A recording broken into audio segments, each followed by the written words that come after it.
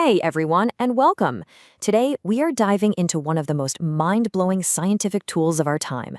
So, I want you to imagine having a light switch, but instead of turning on a lamp, it turns on a specific thought, or a memory, or even controls a movement.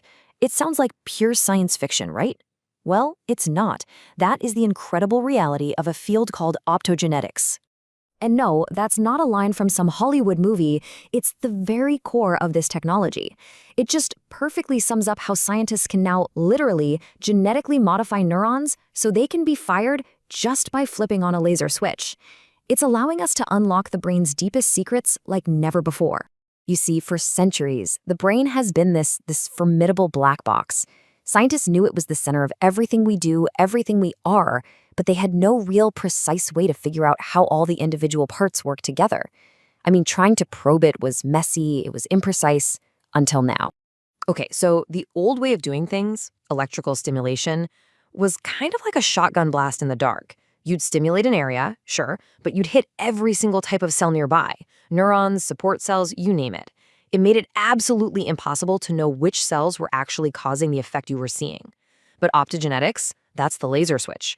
It gives scientists the power to target one specific type of neuron and flip it on or off.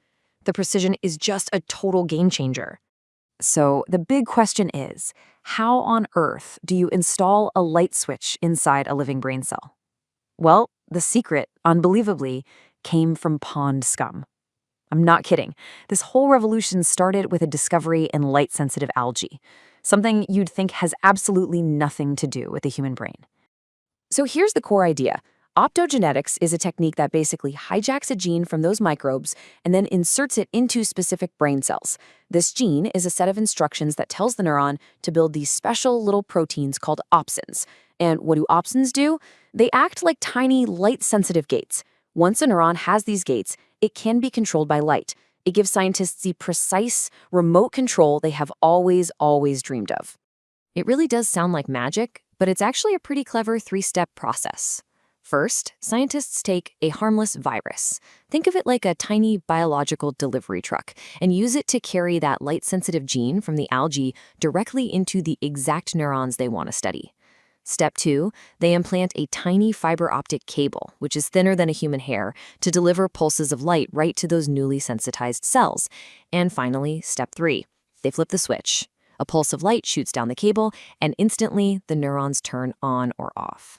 And what's so incredible is that scientists didn't just find an on switch. The protein from that green algae, called channel rhodopsin, it responds to blue light, and it acts like a gas pedal. It turns the neuron on. But then they found another protein from a different microbe, halorhodopsin, that responds to yellow light and acts like a brake. It turns the neuron off.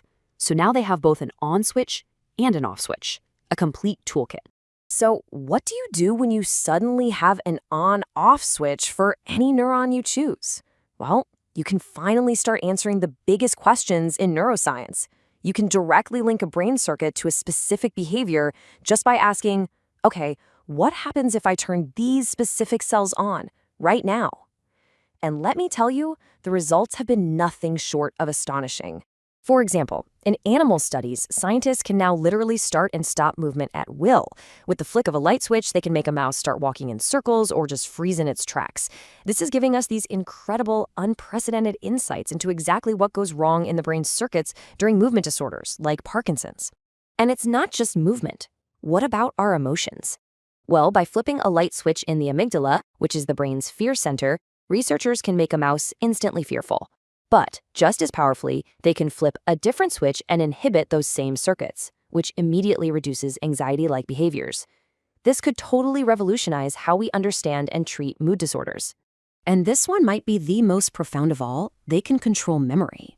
Scientists can now identify the actual physical trace of a memory in the brain, this little cluster of neurons called an engram.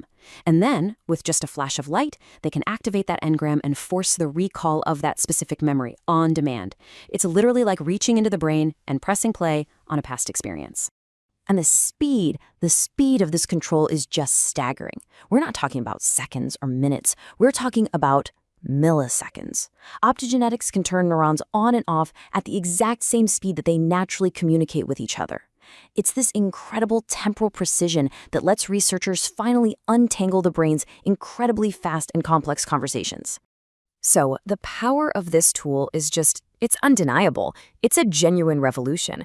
But as we look towards the future, we really have to acknowledge that it's both incredibly bright and, well, incredibly complicated.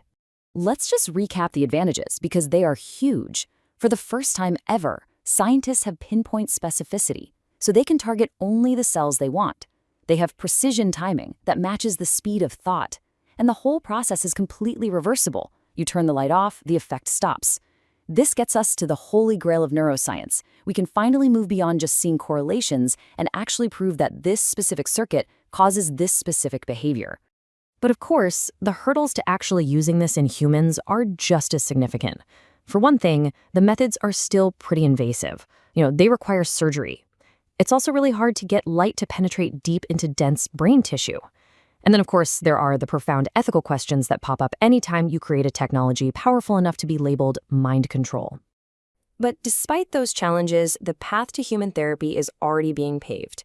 Right now, the most advanced application is for treating certain types of blindness, where clinical trials are actually underway to make retinal cells light sensitive again.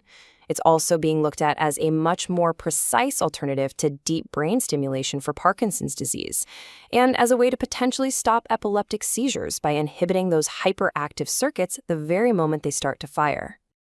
And all of this brings us to a final and absolutely critical question. Optogenetics gives us the power to not just read the brain's code, but to actually rewrite it. The promise to cure devastating diseases is real, but it also raises these incredibly complex dilemmas about our identity, about free will. So if we can rewrite the brain's activity, who gets to hold the pen? That's a question we'll all need to grapple with as this incredible technology continues to shape our future.